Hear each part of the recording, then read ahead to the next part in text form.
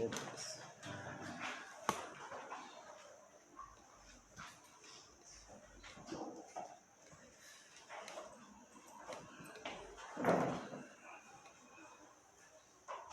Amém, irmãos? Amém. Hoje a gente vai dar continuidade ao nosso estudo em 2 Coríntios. Durante essa semana, nós refletimos um pouco a respeito da importância da regeneração e se de fato, nós somos regenerados. E hoje nós vamos dar continuidade de onde paramos em 2 Coríntios 5,17, e nesses versículos finais de 2 Coríntios, o apóstolo Paulo nos leva a conhecer o maior milagre do mundo. O maior milagre do mundo não é levitar, fazer as coisas desaparecerem, mas o maior milagre do universo é Deus salvar pecadores. E o apóstolo Paulo aqui, em poucas palavras, ele vai apresentar a gente como aconteceu o seu e o meu processo de salvação, se efetivamente nós fomos agraciados com essa salvação bendita. Então nós, na última semana, pensamos durante toda a semana nesse versículo 17, e assim, se alguém está em Cristo, é uma nova criatura. As coisas antigas já passaram, eis que se fizeram novas. E vimos quais são as evidências que de fato a gente é uma nova criatura. Vimos como é importante a gente pensar nisso, pois chegará um tempo em que isso será fundamental. Vai ser no dia do juízo aquilo que nos fará ouvirmos uma frase maravilhosa: vinde benditos de meu Pai, ou ouvir uma frase aterrorizante: apartai-vos de mim, malditos. A diferença é justamente se você foi feito uma nova criatura ou não. O fato de nós estarmos aqui essa noite é um fato muito importante, pois todas as vezes que o Evangelho de Cristo é pregado de maneira correta, a porta do céu está aberta. Nós, enquanto pecadores, temos a oportunidade de nos arrepender dos nossos pecados, nos reconciliarmos com Deus. Mas esse arrependimento, essa fé, uma vez que ela é professada, ela precisa ser demonstrada por meio das nossas ações, por meio das nossas palavras. E o que nós temos visto, infelizmente, é pessoas que muitas vezes ouvem a palavra de Deus e têm uma reação, num primeiro momento, boa, mas elas não geram o devido fruto. Na verdade, irmãos, é isso. Hoje eu ia falar com vocês sobre algo, mas como diria o irmão Paulinho, o Espírito Santo mudou tudo. Glória a Deus, aleluia. E eu gostaria de convidar vocês a abrirem junto comigo em Mateus capítulo 13. Eu creio que o Espírito Santo sabe muito mais do que a gente precisa do que eu. Então eu planejei que a gente iria falar sobre um assunto, mas aprovei ao Senhor que a partir de agora falássemos sobre outro. Mas tem tudo a ver com o que a gente está falando aqui, não se engane. O Espírito Santo não é um espírito de confusão, nunca foi, nunca será. Então, assim como o apóstolo Paulo diz aqui que nós somos uma nova criação, nos versículos 18 a 21 ele vai externalizar a respeito de nós, como nova criação, recebemos o privilégio de sermos embaixadores de Cristo. Agora aqui é importante que eu e você entendamos que, infelizmente, nem todo aquele que ouve a palavra do Senhor vai ter a mesma reação. E isso é uma coisa que afeta diretamente todo aquele que de alguma forma tem um zelo por Deus. Eu vejo pessoas que são zelosas, elas são raras, mas existem pessoas que são zelosas com as coisas de Deus, com a casa de Deus, pessoas que demonstram uma verdadeira vontade de seguir o caminho do Senhor, mas é justamente aqui que se encontra uma das maiores dificuldades.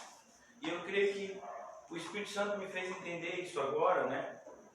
Da gente perceber que o fato da gente ser embaixadores, como Paulo vai tratar desse assunto lá em 2 Coríntios 5, e eu creio que, se Deus permitir, nós vamos falar sobre isso na quarta-feira, mas é importante a gente entender que, como embaixadores, nem sempre os resultados que nós planejamos, pensamos, eles vão acontecer.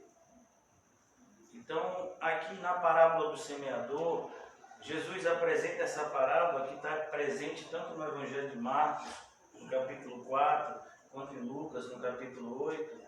Ele nos mostra que essa parábola ela é importante para todo aquele que, de alguma forma, se enxerga como cristão. Então, se você é um regenerado, você tem um desejo de dividir o Evangelho que te salvou com alguém.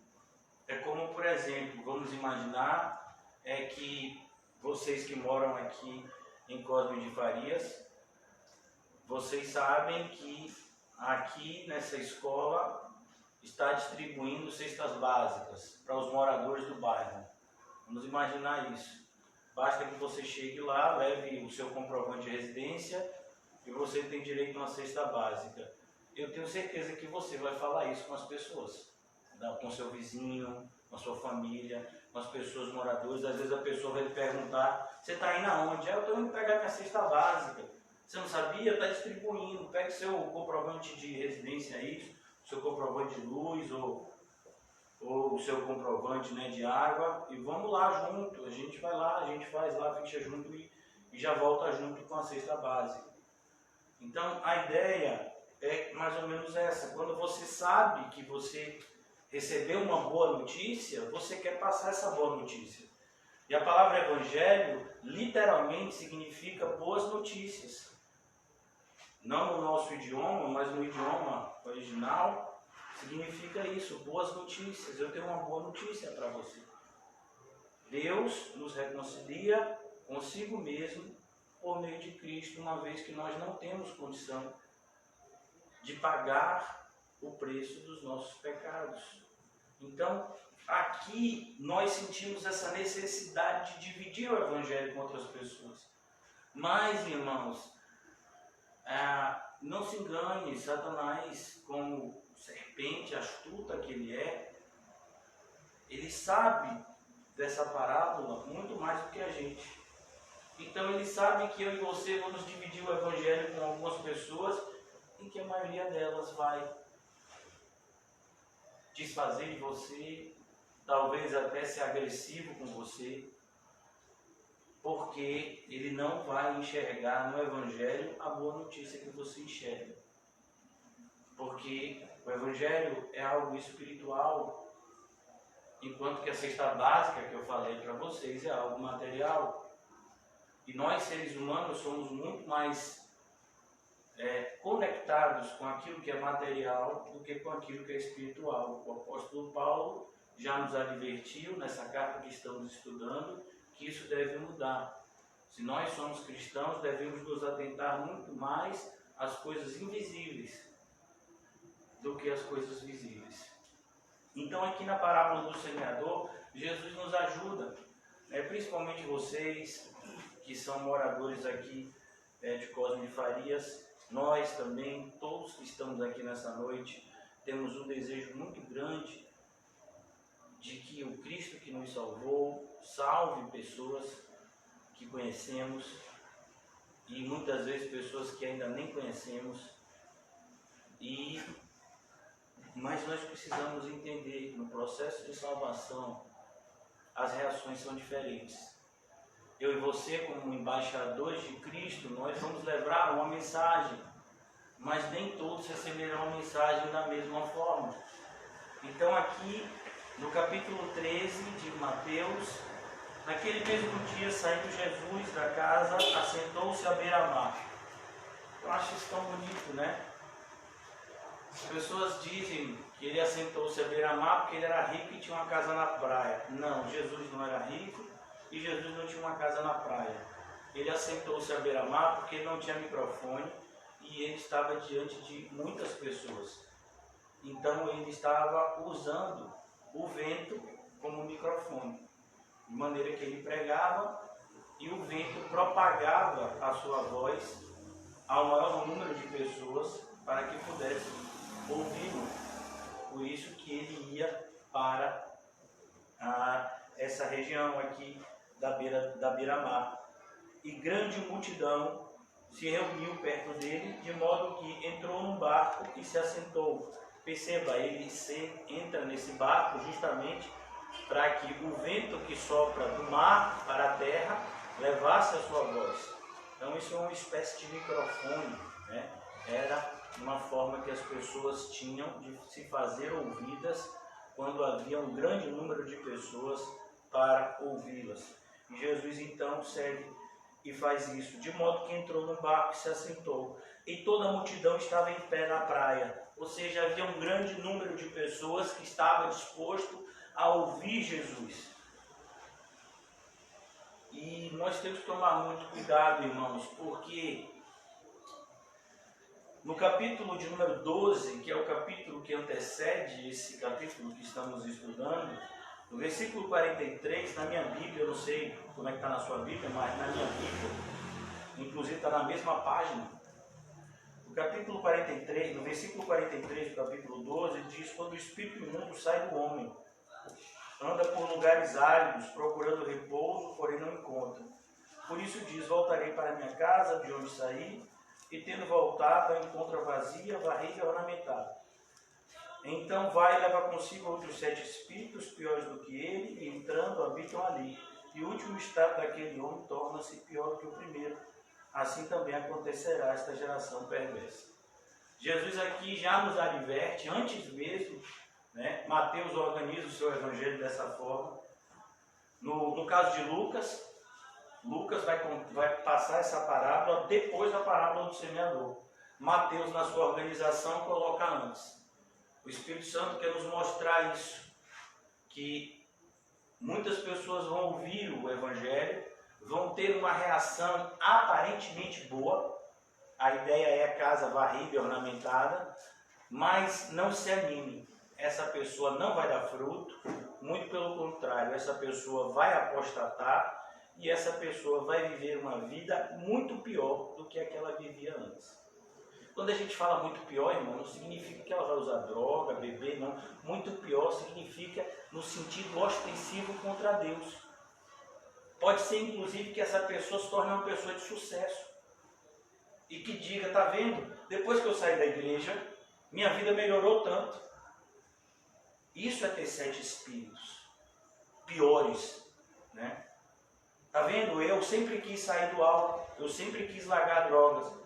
Na igreja eu não consegui, mas quando eu saí da igreja eu consegui. Você devia fazer a mesma coisa. Saia dessas igrejas fanáticas que só falam de Cristo e vive uma vida centrada em você e na sua própria felicidade. E você então viverá uma vida muito melhor. Ter 7 espíritos, irmãos, malignos, não significa que você vai para a sarjeta, que você vai ficar embaixo da ponte, que você vai passar fome. Não, muito pelo contrário.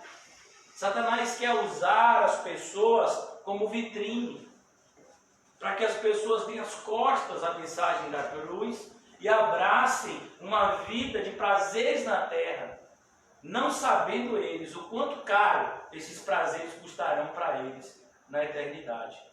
Então tome muito cuidado com isso, porque muitas pessoas têm aplicado essa passagem de maneira errada, entendendo que o fato de você ter 7 espíritos piores significa que você vai estar como gadareno. Irmãos, Judas, quando o próprio Satanás entrou nele, ele foi de maneira racional e tranquila vender Jesus.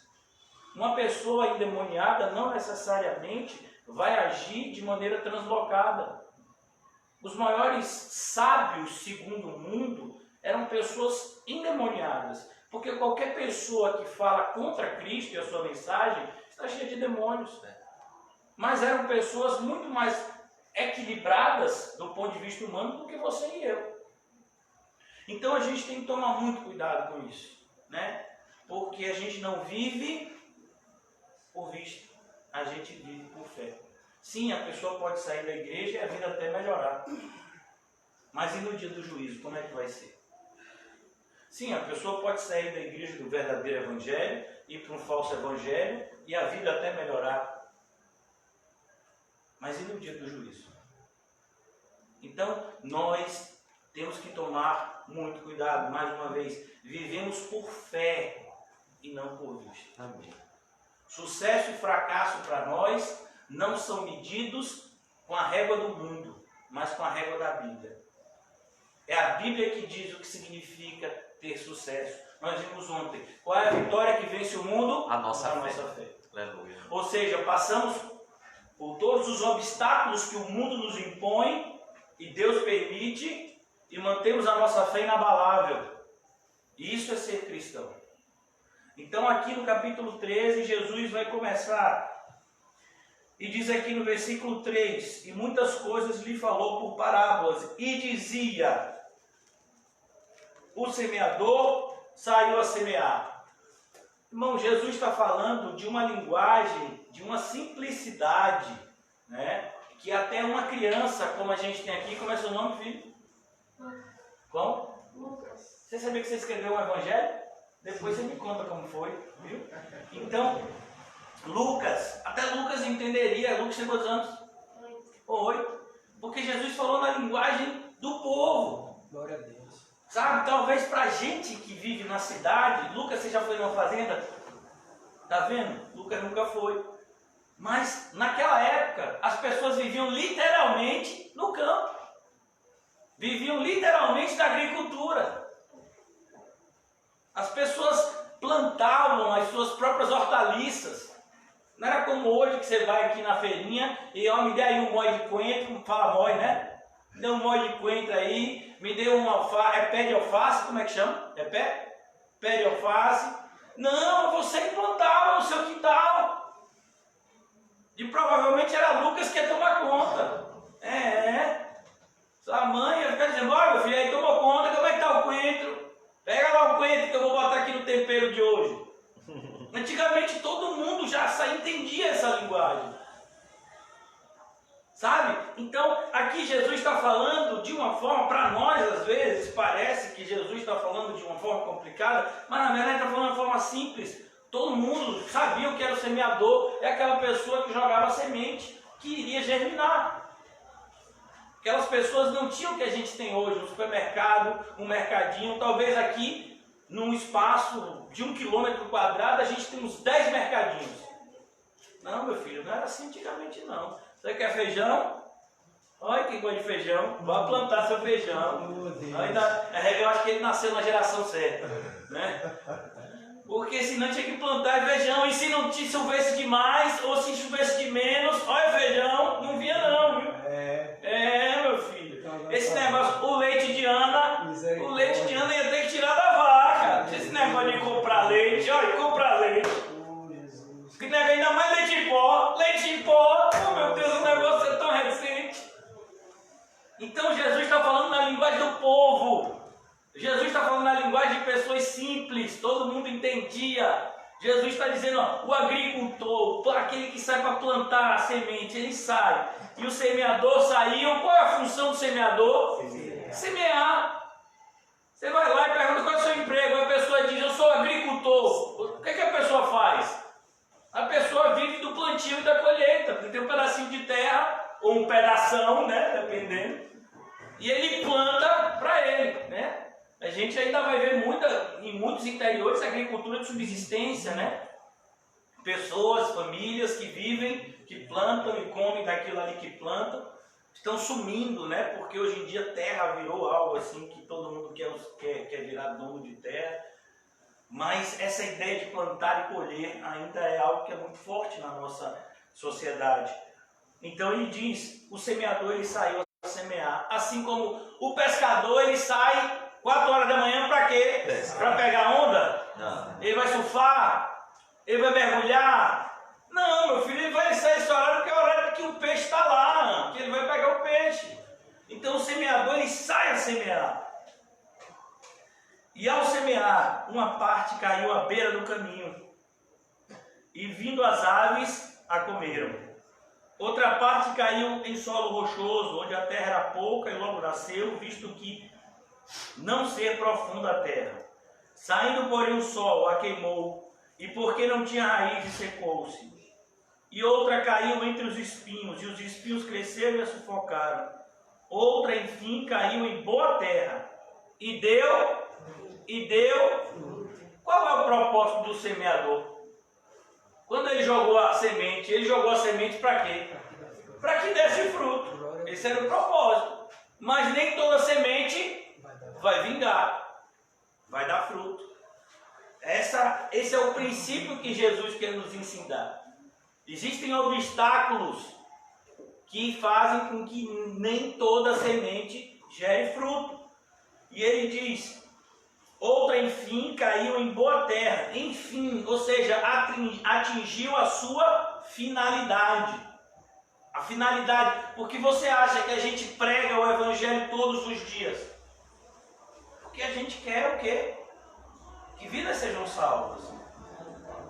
Isso glorifica a Deus pregar o evangelho, mas é o próprio Senhor que disse para nós que deveríamos pregar o evangelho para que pessoas fossem salvas. Faço de tudo para com todos, para, se possível, salvar alguns. Foi o próprio Senhor Jesus que nos deu uma ordem: ide por todo o mundo e pregue o evangelho. Então a gente está cumprindo uma ordenança que glorifica a Deus, mas que também tem uma finalidade: alcançar aqueles que são ovelhas de Cristo. Enquanto estivermos pregando o evangelho verdadeiro, essas pessoas ouvirão a voz do bom pastor e serão atraídas a Cristo. E de maneira nenhuma seguirão estranho, antes fugirão dele, como diz João 10. Então, outra caiu em boa parte, enfim, e deu fruto a 100, a 60 e a 30 por um. Mas você percebeu? Nem toda semente vai dar a mesma quantidade de fruto, mostrando justamente que Deus usa as pessoas de forma diferente. Por exemplo, o apóstolo Paulo pregou e ele conseguiu alcançar mais pessoas do que todos os outros 12 juntos. Isso fazia com que o apóstolo Paulo fosse melhor? Não, a glória é de quem? De Deus. A semente foi a mesma. A recompensa é a mesma. É Deus quem quis que fosse dessa forma. Até porque os outros 12 apóstolos, eles prioritariamente tinham uma missão entre os judeus. Mesmo os judeus da dispersão, mas os judeus. O apóstolo Paulo, ele tem um direcionamento diferente de ir prioritariamente aos gentios. E no mundo tem mais pessoas judeus ou não judeus? Não judeus. Então, quantitativamente, o apóstolo Paulo alcançou muito mais gente. Então a gente vai perceber que nem toda semente boa vai dar a mesma quantidade de fruto, mas ela vai dar frutos. A 30, a 60, a 100. Ela vai dar frutos. Então, se você é uma boa semente, meu filho, vamos começar a se cobrar. Os frutos têm que aparecer. Então, Jesus vai explicar a parábola. Então, se aproximaram os discípulos e lhe perguntaram: por que ele fala por parábolas? Ao que respondeu: porque a vós outros é dado conhecer os mistérios do reino dos céus, mas àqueles não lhes é isso concedido. Percebeu? O que tem aqui? Aqueles, multidão. Quem é dado os mistérios? Discípulos. Jesus trata de maneira diferente pessoas que tratam ele de maneira diferente. A multidão é aquela que está ali só para ouvir, mas não tem nenhum compromisso. Os discípulos são aqueles que estão ali para ouvir porque querem seguir. E Jesus sabe muito bem quem é quem. Então ele diz: a nem todos é dado esse privilégio de conhecer a verdade. Pois ao que tem se lhe dará, e terá em abundância. E ao que não tem, até o que não tem lhe será tirado. Ou seja, aquele que acha que sabe alguma coisa, até o que ele acha que sabe, ele vai dissaber. Versículo 13. Por isso lhes falo por parábolas, porque vendo não veem, e ouvindo não ouvem, nem entendem, de sorte que neles se cumpre a profecia de Isaías. Ouvireis com os ouvidos e de nenhum modo entendereis, vereis com os olhos e de nenhum modo me percebereis, porque o coração deste povo está endurecido. De mau grado ouviram com os ouvidos e fecharam os olhos, para não suceder que vejam com os olhos, ouçam com os ouvidos, entendam com o coração e convertam e sejam por mim curados. Perceba que Jesus aqui está mostrando para a gente como acontece a salvação. Primeiro nos é alcançado, Jesus vem até nós através dos nossos sentidos. A gente ouve uma pregação, a gente vê uma pessoa pregando para a gente. Então o que acontece? Aquela pregação que foi vista ou ouvida, ela entra no coração. Isso é o grande milagre. Porque o nosso coração naturalmente está fechado para Deus. E a pregação só vai entrar no coração, como está escrito em Atos 16, se Deus abrir o coração do ouvinte.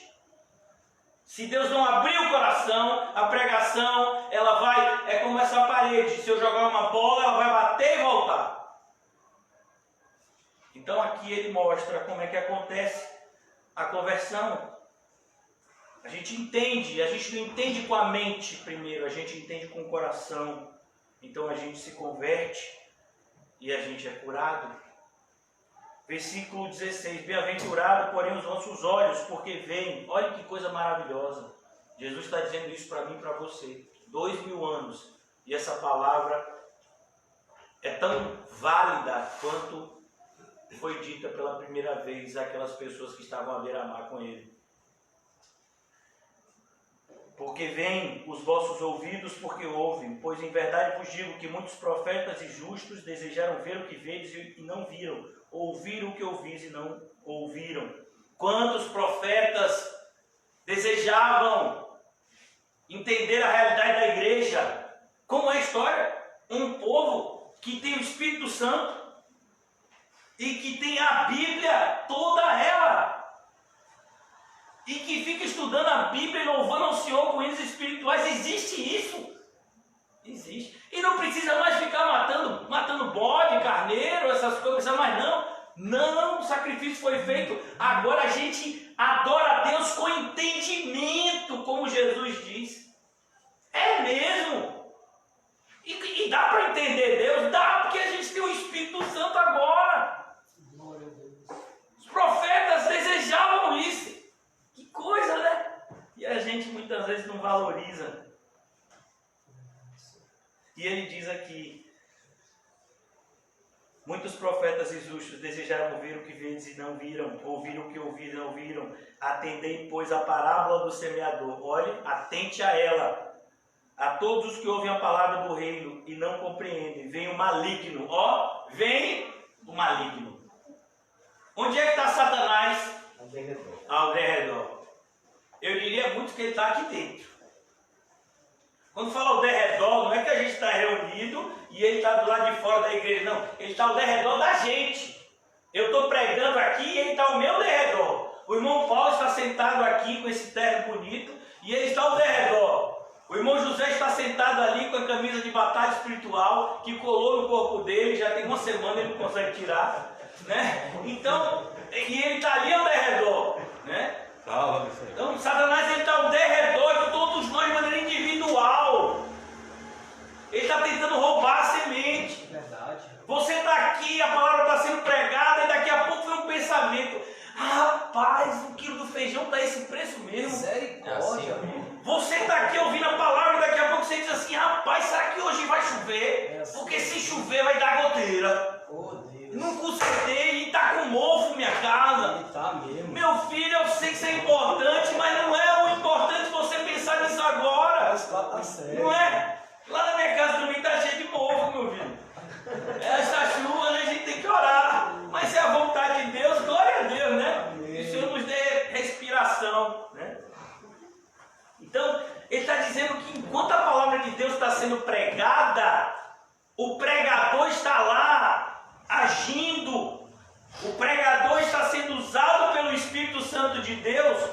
mas o espírito do maligno também está em ação.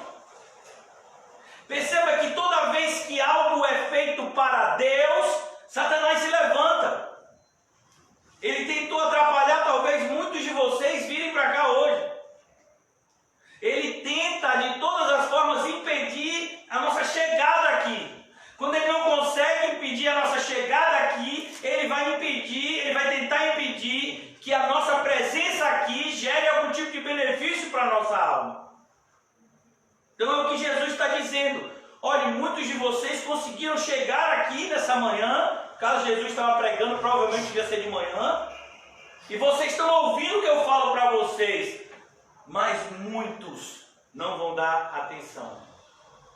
É como aquela semente que caiu à beira do caminho. Vem o maligno e arrebata. Vocês já viram os pombos comendo milho, né? Eu tinha avós, os meus avós por parte de mãe, eles criavam pombos, né? E meu avô comprava muito milho.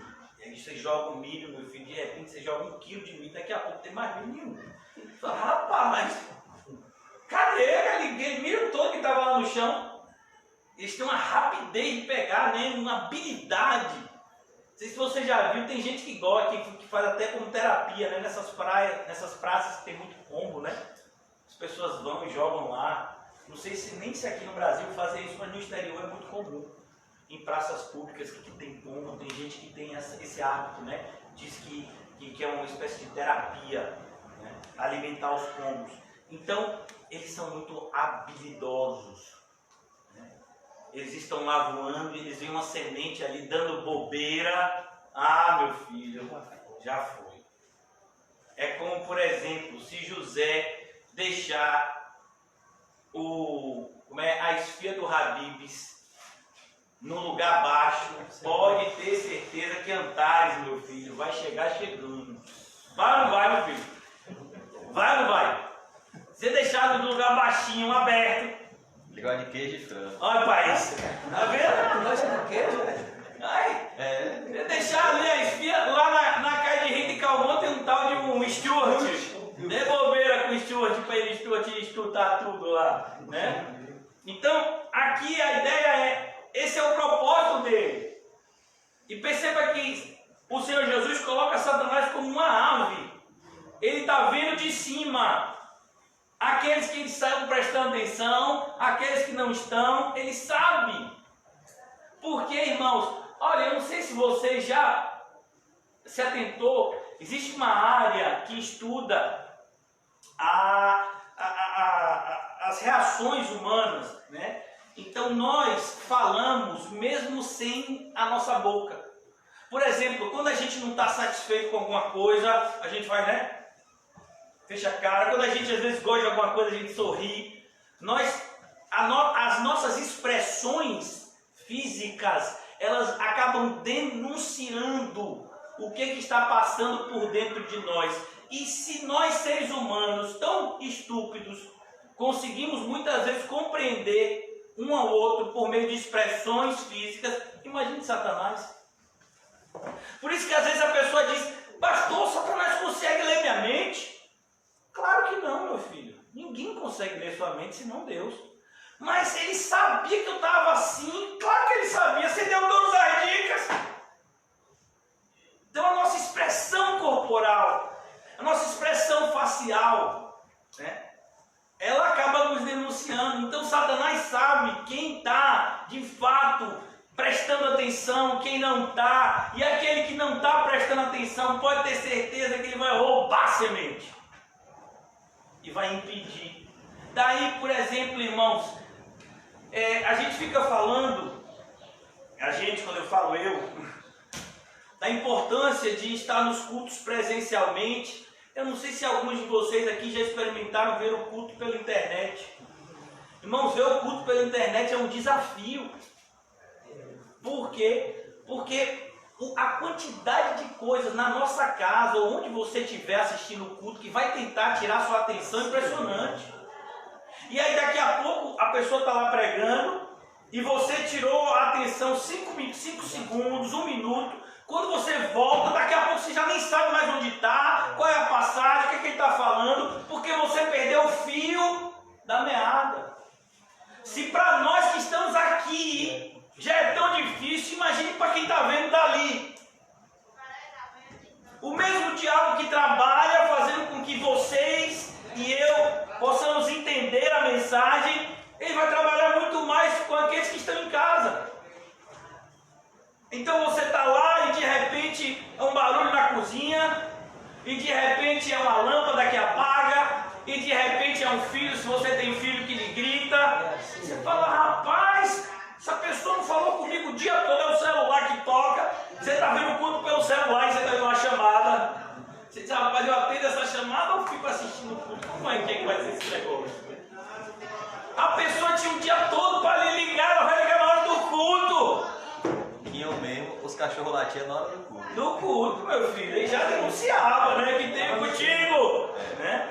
Então, perceba que Satanás, ele jaz, quando a Bíblia diz que o mundo inteiro jaz no maligno, ele tem à sua disposição. Sabe por que coisas ruins não acontecem comigo e com você? Quando a gente vem para o estudo bíblico aqui e sai, porque Deus nos protege. Porque a vontade do mal era fazer coisas indizíveis comigo e com você. Então a gente tem que estar preparado, irmãos. Mentalmente. Eu vou para o culto, eu preciso estar preparado. Eu sei que Satanás vai tentar roubar a semente. Essa semente é minha e ninguém toma. Deus deu essa semente para mim. Tem uma coisa, às vezes a pessoa está ouvindo a palavra de Deus e diz, essa palavra é para fulano, fulano tinha que estar aqui. Não, essa palavra é para você. Alma. Alma e corpo e espírito. Amém. A palavra é para você. Não, fulano tinha que ouvir esse negócio, rapaz. Meu filho, você viu aqui que Jesus falou que nem todo mundo é dado esse privilégio? Você já parou para pensar nisso? Já nem todo mundo é dado esse privilégio, talvez sim. Essa palavra que a gente está ouvindo pode ter certeza que beneficiaria a todos. Mas não foi a vontade de Deus que todos a ouvissem. Então você deveria se sentir privilegiado e também responsável.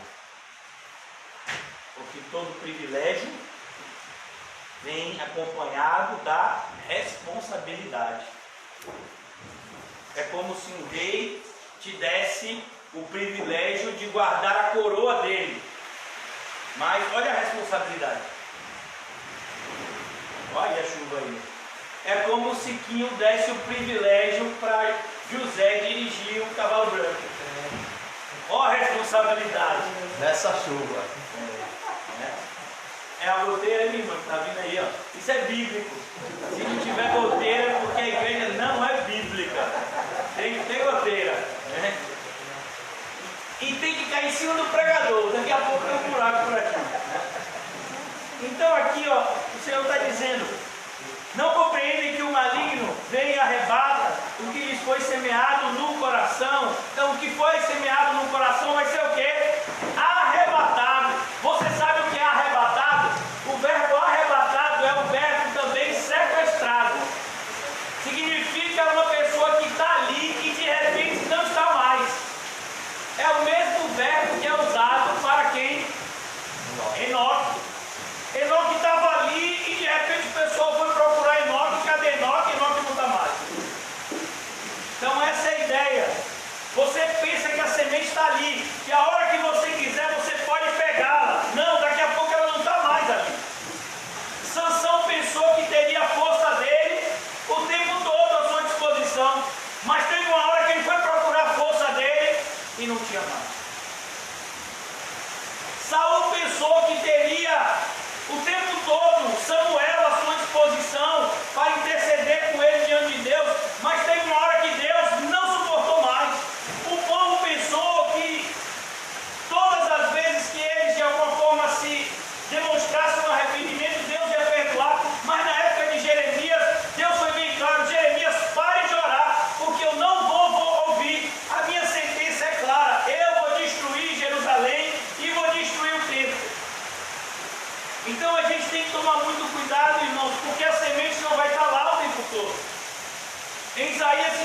5, a palavra diz: buscai enquanto se pode achar, invocai-o enquanto está perto. Tem muita gente que está dizendo: olha, quando passar a pandemia, eu vou ficar firme com Deus, eu vou ficar firme com a igreja, eu vou fazer, eu vou acontecer. Quem lhe garante que quando passar a pandemia você vai ter tempo? Quem lhe garante isso? Quem garante isso a você? Então a gente faz planos que não dependem de nós. Por isso, irmãos, tome muito cuidado. Quando eu disse, ó, já molhou aqui, tem que molhar o pregador, senão não é bíblico. Mas molhou um pouquinho. Acho que foi só para cumprir a palavra. Olha, veio uma outra pingada, cumpriu de novo. Então aqui, ó, versículo 20. Um outro tipo de semente. Esse é o que faz mais a gente ficar triste. Por quê? A pessoa vem uma vez, como muitas vezes já aconteceu, e olha que a gente está aqui há pouco tempo. Não tem nenhum ano. Já tem um ano, como? Já tem um ano? Já completou? Rapaz, passar rápido, né? Então, tem pouco mais de um ano que a gente está aqui. Algumas pessoas já sentaram aqui nessa cadeira, nessas cadeiras aí, e não vieram mais. Vieram só uma vez, não vieram nunca mais. Essas pessoas, muitas vezes, a gente nem lembra do rosto delas. A gente não se sente tão impactado assim. Mas esse segundo tipo de semente aqui, o segundo tipo de solo, é o que muitas vezes dói mais. Olha o que diz aqui no versículo 20: o que foi semeado em solo rochoso, esse é o que ouve a palavra e recebe logo com alegria. Olha para isso.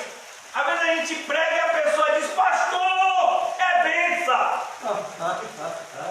Eu nunca ouvi um negócio desse. Ô Calmon, por que você não me chamou antes, Calmon? Reginho, por que você não me falou desse estudo? Já tem quase um ano que vocês estão aqui. Era tudo que eu precisava.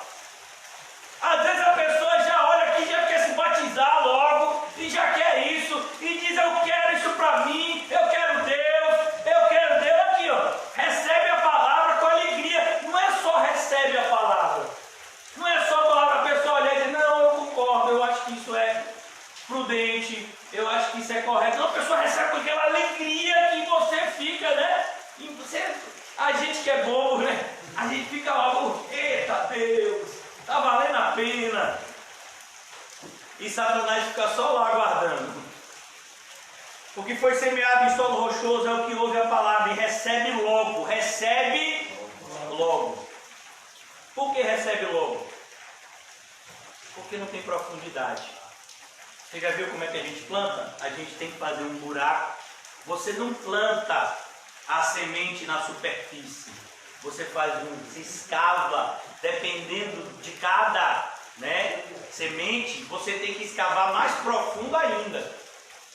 Mas você tem que colocar a semente embaixo da terra. E você tem que ter noção se aquela terra realmente tem terra embaixo, porque se for o quê? Uma capazinha de terra com rocha embaixo, é o que vai acontecer aqui. Era algo que tinha muitas vezes lá em Israel. Não é que não tinha terra, mas tinha cerca de 2 centímetros de terra, e embaixo era um solo rochoso. E aí aquela semente, ela encontrava esses 2 centímetros de terra e rapidamente ela crescia. Diferente de uma semente que é plantada numa profundidade maior. Vai demorar mais para crescer. Então aqui ele diz: é o que ouve a palavra. Ele ouve a palavra e recebe com alegria, mas não tem raiz em si mesmo.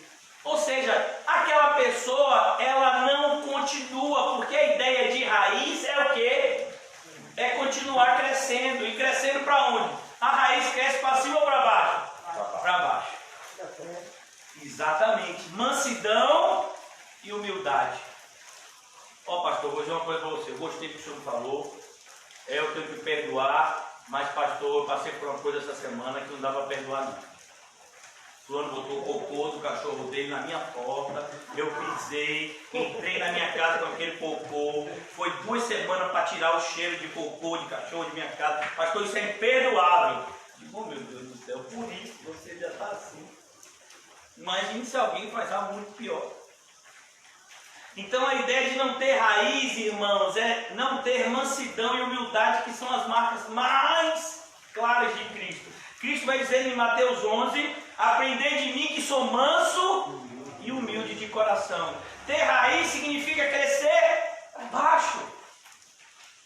É o oposto do que o mundo faz comigo e com você. Ele quer que a gente cresça para o alto.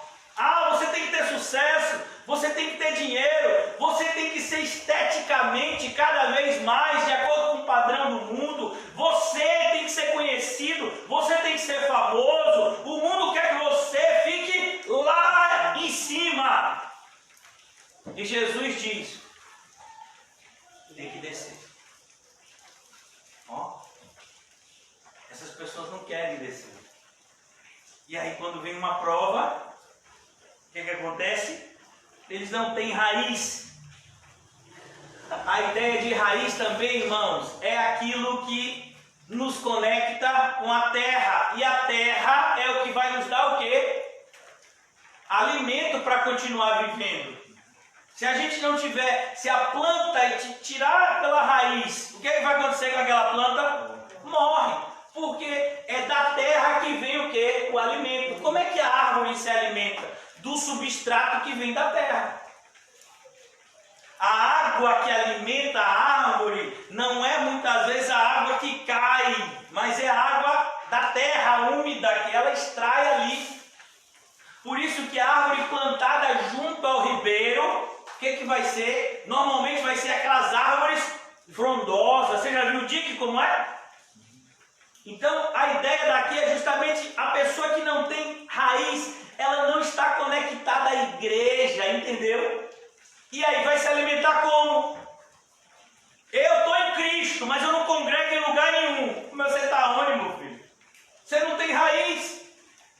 A raiz é justamente o que te prende ao lugar que vai te alimentar. Esse é o propósito da igreja, esse é o propósito da congregação local. O apóstolo Paulo fala sobre isso em Efésios e diz: é necessário que haja pastores e mestres para a edificação dos santos, para que eles cresçam, para que eles deem frutos, para que não sejam como meninos, levados por um lado e do outro, com toda sorte de doutrina. Então ele diz aqui, esses não têm raiz em si mesmo, antes são de pouca duração, lhe chegando a angústia. Ó, ele chega na angústia, eu e você chegamos aqui angustiados, aí vem um irmão, e sendo usado por Deus, nos dá uma palavra de perseverança. Aí você chega na pregação e ouve uma palavra onde Deus toca o seu coração e renova o seu ânimo. Então perceba a importância de você ter raízes. E aqui ele diz, então vem a angústia ou a perseguição. Ah, eu sou que você é crente, né? Então tá bom. E aí, quanto dinheiro você tem para me emprestar? Porque crente tem que emprestar dinheiro para os outros. Aí você que não estudou a Bíblia direito, acha que é aquilo mesmo, e aí você empresta 100 reais para uma pessoa. Aí como a pessoa diz, me empresta 100 reais que eu lhe dou amanhã. Aí amanhã você vai até a pessoa e diz, meu irmão, cadê os 100 reais que eu estou precisando? Que lá em casa faltou gás, e eu tenho que pegar o gás. Ele só pega aqui, fiado. Eu não tenho esses 100 reais para lhe dar, mas rapaz, você disse que ia me dar hoje, sem falta. Barão, eu não tenho, e aí? Vai dar em quê? Aí você diz, não quero mais ser crente não. Que nada, deu dinheiro para a pessoa na confiança aqui, e a pessoa se aproveitou da minha boa fé, e não está me dando dinheiro, né? Porque, meu filho, você quer pegar alguém, pegue no bolso. É a parte mais sensível. Às vezes a pessoa nem se importa e tomou uma pancada, caiu, quebrou a cara, mas se tocou no bolso, ó varão, a gente tem que falar sério, viu? Esse negócio de dinheiro, eu não gosto de falar nesse assunto, né? Então aqui a angústia, a perseguição por causa da palavra, porque a palavra de Deus manda que você faça o quê? Perdoe. Quem mandou você emprestar se orar? Você não orou? Se uma pessoa pedir dinheiro emprestado, meu filho, você diz, eu vou orar, irmão, depois eu te digo. Aí a pessoa vai dizer que não, você é um cristão de orar, que deixa ele falar. Você vai orar, que é o que a palavra manda. se a pessoa está sem comer, se a pessoa está sem roupa, se a pessoa de repente está sem moradia, você pode dar um socorro para essa pessoa. Debaixo de oração, mas você vai dar um auxílio a essa pessoa. Mas qualquer coisa fora do essencial, você tem que orar e orar muito. Então aqui a Bíblia diz, essas pessoas, logo que vem a angústia e a perseguição por causa da palavra, se escandalizam. E a ideia de se escandalizar, irmãos, é tropeçar em uma pedra e cair. No original é isso que a palavra significa. Ele é um tropeço. Ele tropeça e cai. Ele caiu, ele se escandalizou, ele caiu. É a ideia também de voltar atrás. Então, quantas pessoas, por exemplo, irmãos, está chovendo, não está? Está chovendo muito, a gente está no inverno. A primavera só chega dia 21 de setembro, né? Até lá se preparem que é inverno. E aí, por que é inverno? Alguém aqui deixa de ir no trabalho? Lá no seu trabalho, tem trabalho no inverno, Reginho, mas é inverno, Reginho. Tem que avisar a pessoa do hospital que está inverno, está chovendo. Ô Rita, manda uma foto aí do céu aí cheio de chuva, da rua cheia de água. Você vou respeitar a calmona antes do Covid, meu filho. Foi pegar o metrô, disse que o metrô, a água estava aqui, você tem que voltar para cá para trocar de roupa, não foi? Voltou para cá, trocou de roupa e depois foi para o trabalho, não foi? Não foi? Então, é legal. E aí, manda uma foto que está chovendo, porque você não vai não, meu filho. Trabalho hoje. Aí, não, pastor, não fui para a igreja porque choveu muito. Eu digo, gente, como é que é isso? Você percebe o relacionamento que as pessoas têm com o corpo de Cristo? Qualquer coisa, meu filho. Né? Ah, pastor, eu estou gripado. Pastor, eu tô assim, eu tô com o corpo mole. Você está com o corpo mole? Então endureça! Se coma, papai! Então a gente tem que tomar cuidado, porque, sabe, as nossas reações, elas vão dizer muito acerca do que a gente de fato precisa. Quando a gente está começando a enfraquecer, é aí que a gente precisa de Deus. Você já viu alguma pessoa? Eu já fui no hospital várias vezes, já fiquei doente muito, né? Porque eu sou crente. Antes de ser crente, meu filho, eu ficar doente era a coisa mais difícil do mundo. E aí, eu nunca vi uma pessoa chegando no hospital, se você já viu, me diga, mas eu nunca vi uma pessoa chegando no hospital e disse, eu quero aí ser atendido, qual é o seu problema? Eu estou muito saudável. Eu não estou sentindo absolutamente nada, quero que o médico me examine, porque eu não estou sentindo nada, estou com minha saúde perfeita. Você já viu alguém assim? Você já viu algum carro sendo colocado para lavar quando ele está bem limpinho? Já viu? O carro está bem limpinho, o carro foi lavado no dia anterior, está limpo, está aspirado, passou aquele brilho, sabe quando você passa, não sei nem como é que o nome daqui, que bota o brilho, que chega, fica espelhado. Hã? Polimento? É, polimento, aí entende, meu filho, aí deve ser dono de algum carro, lava jato. E aí eu dou o polimento, você vai pegar aquele carro polido, bonito, que chega a estar espelhado e vai botar para lavar. Não, meu filho. Agora aquele carro cheio de barro, que passou na lama, aí que você bota para lavar, meu filho. É, né, meu filho? Mas eu acho que o cavalo branco ele se lava, né? Ele sempre tá branco, sempre tá bonito, né? Sempre que é isso. Então, irmãos, a ideia que as pessoas têm de igreja é uma ideia tão errada. A ideia que as pessoas têm de culto, de pregação é tão errada. Quanto mais fraco a gente está, mais a gente necessita, irmãos. E deixa eu dizer uma coisa, a gente sempre está fraco. Algumas vezes a gente está mais fraco do que o comum, mas a gente sempre está fraco. E é o perigo aqui, ó, é você voltar atrás. Maldito aquele que coloca a mão no arado e olha para trás. Uma das coisas que mais entristece a todos nós aqui, né, é justamente quando você tem a oportunidade de ver isso. Uma pessoa que recebeu o evangelho com alegria, você botou mão fé. Ontem a gente batizou uma pessoa. Durante essa pandemia a gente chegou a batizar algumas pessoas, né? E outras já se esfriaram. A gente batizou uma pessoa que estava no CAC, que já estava no CAC há algum tempo, pediu para ser batizado. Eu creio que 2 dias, um dia depois do batismo, foi embora. Então a gente fica assim, às vezes tão triste. E é por isso que a Bíblia diz, sobre tudo que tem que guardar, guarda o teu coração, porque essa é uma realidade que já foi dita. Já foi dita. Muitas das pessoas vão receber a palavra desse jeito. É por isso que a pessoa às vezes diz, pastor, quando alguém se batiza, você fica alegre? Eu falei, não. Pastor, quando a igreja está cheia, você fica alegre? Eu falei, também não. Quando é que você fica alegre? Quando alguém dá fruto. Aí eu fico alegre. Aí eu fico alegre. Quando eu vejo reações, como está escrito, né? Se eu não me engano, em 2 de João, ele escreve e diz, fiquei muito feliz em saber que os meus filhos andam na verdade. Isso dá alegria. Porque o batismo, irmão, você pode batizar qualquer pessoa. Qualquer pessoa pode ouvir a palavra, pode ficar às vezes aqui com a gente 2, 3, 4 meses. E depois se tornar uma pessoa extremamente pior do que antes. Isso é muito triste. E se a gente não tomar cuidado, o inimigo vai usar essas pessoas para o quê? Esfriar o nosso amor, como aconteceu na igreja de Éfeso. Então aqui, ainda um terceiro tipo de solo, que é perigoso. O que foi semeado entre espinhos é o que ouve a palavra, porém os cuidados do mundo. E aí, olha vocês, dona de casa aí. Os cuidados do mundo.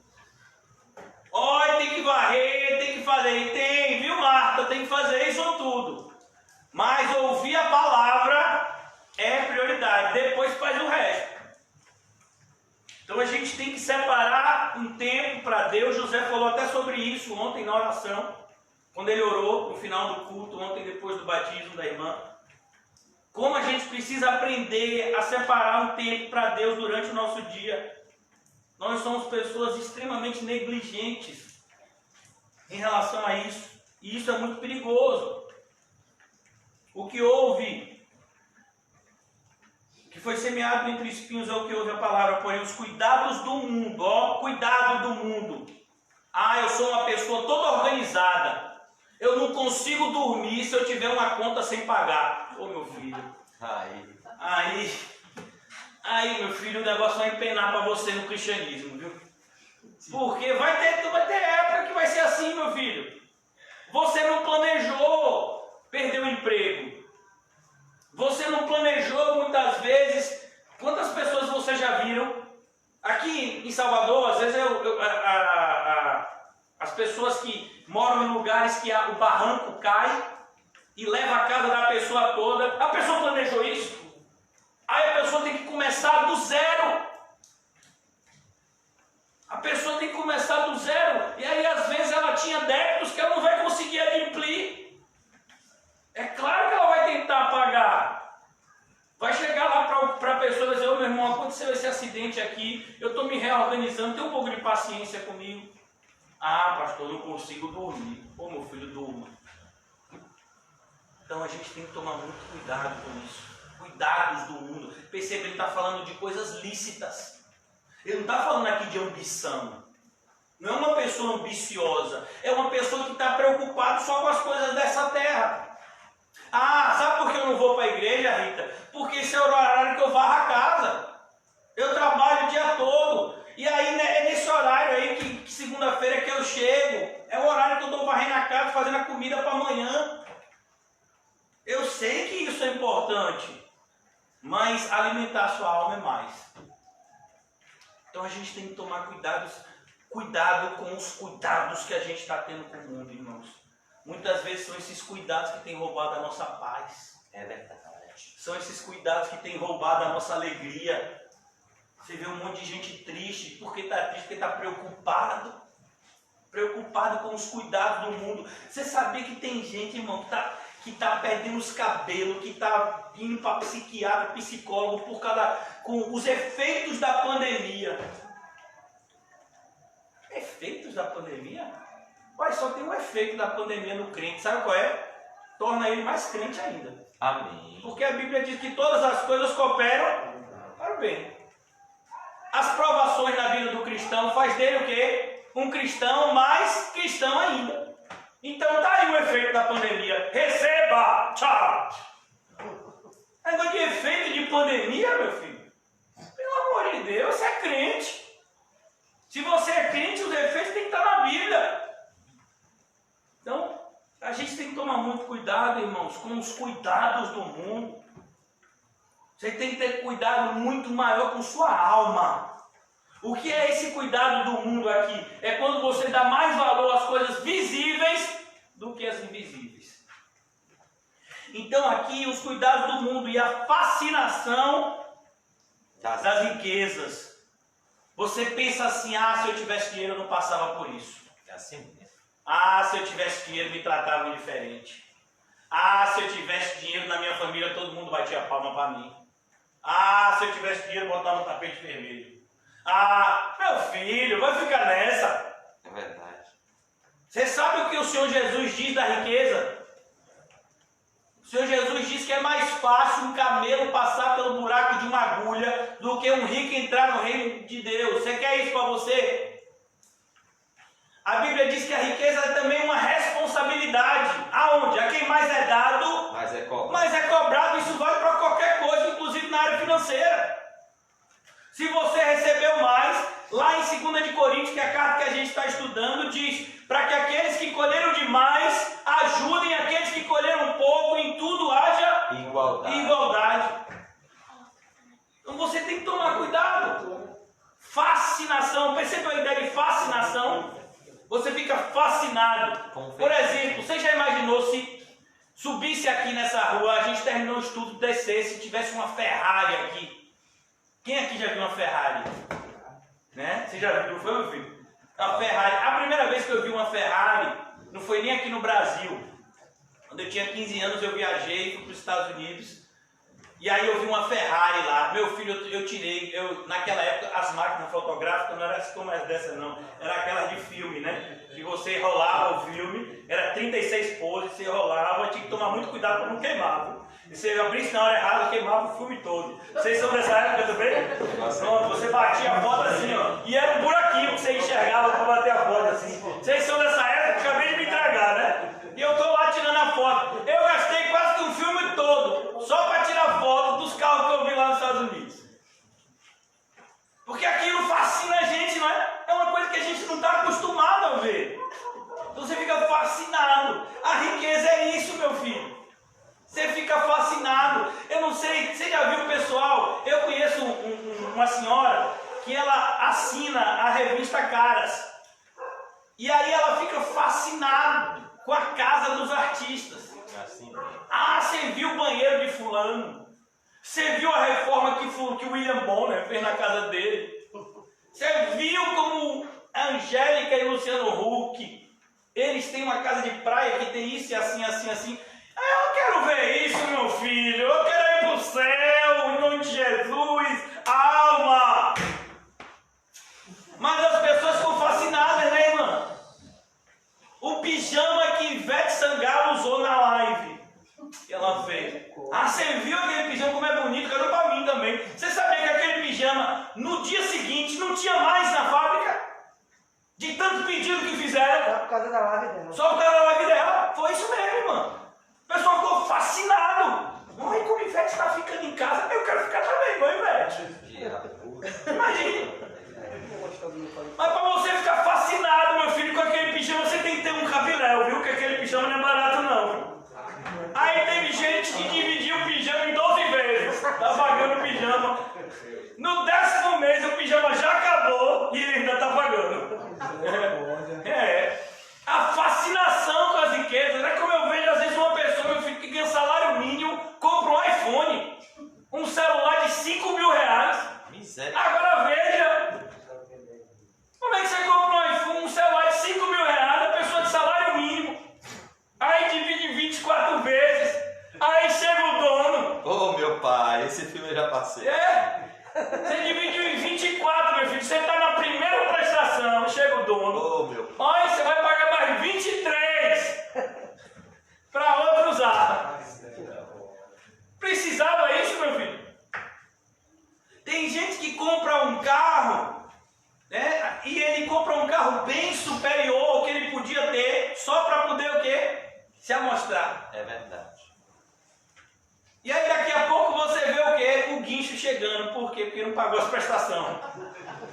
E o guincho levando lá o carro. É isso, né? Busca e apreensão. Quando você deixa de pagar as prestações, vai lá e tem busca e apreensão. Então a gente tem que tomar cuidado, irmãos. Sabe qual é o grande, eu não gosto de falar essa palavra segredo, mas você sabe qual é o ensinamento disso tudo? É aprender a viver contente com o que você tem. Glória a Deus. Você tem condição de ter esse celular? Então glória a Deus.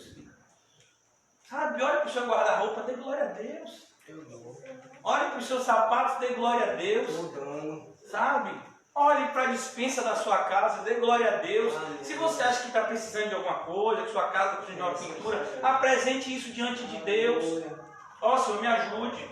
Eu acho que eu preciso fazer isso e isso. Mas sem ti, Senhor, nada eu posso fazer. Nada eu posso fazer. Então, a gente tem que tomar cuidado porque as riquezas fascinam, irmãos. Uma vez eu vi um testemunho de uma pessoa que esteve na igreja junto comigo, só para você ter ideia. Essa pessoa, quando eu me converti, essa pessoa já estava na igreja. Quando eu comecei a pregar, essa pessoa cantava e eu pregava. Essa pessoa chegou a congregar com a gente uma época. Hoje em dia, essa pessoa está totalmente no mundo. Fez coisas assim assustadoras. E uma vez eu conversando com essa pessoa é uma pessoa que veio de uma natureza, veio de uma família assim bem humilde, foi adotado, né? E um tio dele, um tio adotivo dele, que é irmão da senhora que adotou ele, é um homem muito rico. E ele andando no carro do tio dele, que era uma desses carros, Range Rover. A Evoque. Evoque, né? Isso há 5 anos atrás tinha acabado de lançar, hoje talvez seja até, né, um pouco comum, mas na época tinha acabado de lançar. Ele disse: rapaz, eu dirigi naquele carro, eu quase me desviei. Pô, meu filho já tinha se desviado.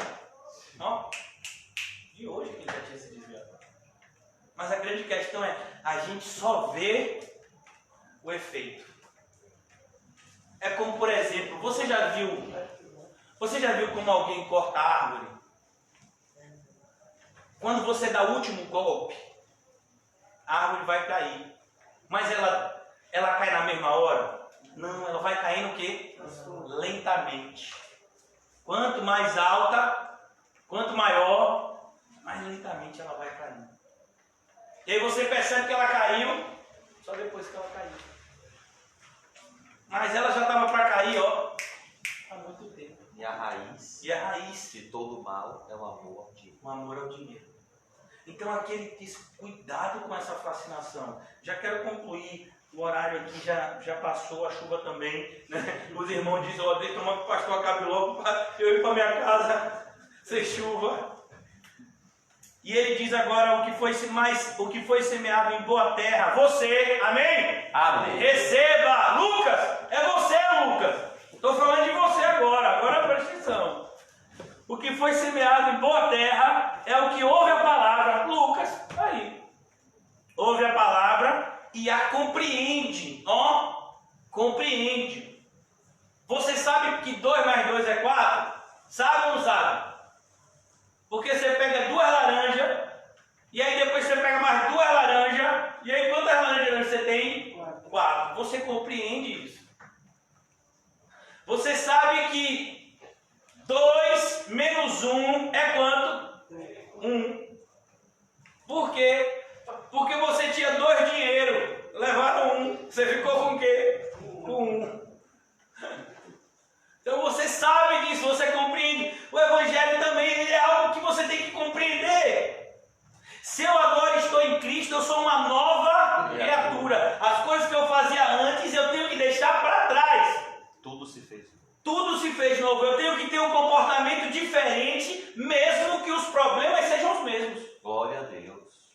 Então, antigamente, diante desse problema, eu tinha essa reação. Agora eu tenho outra. Eu sou diferente. Então, aqui ele diz, o que é semeado em boa terra, ouve a palavra, ele compreende, ele entende, então ele se alegra com aquilo que ele entendeu, ele sabe que ele recebeu o melhor dessa terra. Então ele não tem inveja de quem é rico, ele não tem fascinação pelas riquezas, por quê? Porque ele entendeu que as riquezas, na maioria das vezes, são ciladas. Oh, glória a Deus, que eu tenho uma vida simples. Obrigado, Senhor. Então, a ideia é, você compreende que o sofrimento é necessário. Então, quando você passa por determinadas situações, você não vai murmurar, você não vai amaldiçoar a Deus, você não vai descontar no próximo, você vai aprender com aquele sofrimento, porque o propósito daquele sofrimento é gerar amadurecimento em você. Então ele diz, ele compreende, e este frutifica e produz assim a 60 e a 30 por 1, como a gente já falou. Então, irmãos, eu e você, se de fato somos cristãos, nós somos embaixadores de Cristo, mas você tem que tomar muito cuidado, porque nem todos os ouvintes terão a mesma reação diante da mesma pregação. A pessoa ouviu a mesma coisa que você, mas às vezes tem uma reação completamente diferente. Então você está aí, você foi com seu amigo, e aí está ouvindo a pregação, e aquela pregação está falando com você, você olha para o seu amigo já está no celular, zapeando com outra pessoa, e já dizendo para você, rapaz, esse camarada é maluco, vamos adiantar o lado, vamos embora, né? Você diz assim, meu Deus, o que ele está falando tem sentido. Quantas vezes no seu trabalho você vai tentar dividir o evangelho com pessoas que vão cada vez mais achar que você está ficando maluco ou maluca? Isso faz parte. E a gente tem que aceitar isso, porque não depende de nós. É a vontade de Deus que atrai ou repele as pessoas de Cristo. Jesus foi muito enfático quando ele disse, ninguém vem a mim se o Pai que está no céu não o trouxer. De maneira, irmãos, que se qualquer pessoa sair da igreja porque teve um desentendimento com A e com B, ele nunca esteve na igreja por causa de Cristo. Então, às vezes a pessoa diz, ah, pastor, fulano saiu da igreja, e agora? E agora nada, não mudou nada. Um pregador, que se eu não me engano já faleceu, chamado John Stott, ele dizia, não preocupe-se com quem entra e sai da igreja, preocupe-se com quem entra e sai do culto. Com que entra e sai do culto. Lá está pregando a verdade? Vocês estão conferindo na Bíblia, é a verdade? É a verdade pura e sem mistura. E fulano saiu. Então, meu filho, você já entendeu o recado, né? Ninguém sai de uma igreja bíblica por nenhum outro motivo, senão rejeição à palavra de Deus. É triste isso, mas é verdade. A semente é a mesma, mas as reações diante dela são o quê? São diferentes. Sempre foi assim. Não mudou, nós não somos uma exceção. A comunidade cristã Vida Eterna não é uma exceção. Nós somos uma congregação local e como congregação local vivemos debaixo da realidade que toda a igreja viveu durante esses 2000 anos. Então estejamos preparados para pregar a palavra de Deus com todo o nosso fervor, com todo o nosso amor, de todo o nosso coração, mas entendendo que a receptividade dessa palavra não depende de nós, depende de Cristo. Vamos orar. Ó Deus, obrigado por nos propiciar essa palavra nessa noite, Deus, como eu precisava ouvir isso, para que muitas vezes o nosso coração se acalme, a nossa mente aprenda a se contentar com a nossa realidade. Muitas vezes, Senhor, nós ficamos abatidos, angustiados pela vida de pessoas que aprendemos a amar, vimos muitas vezes andar conosco no teu caminho, mas se apartaram. Que o Senhor nos ajude nessa noite, meu Deus, a termos paz diante dessa realidade.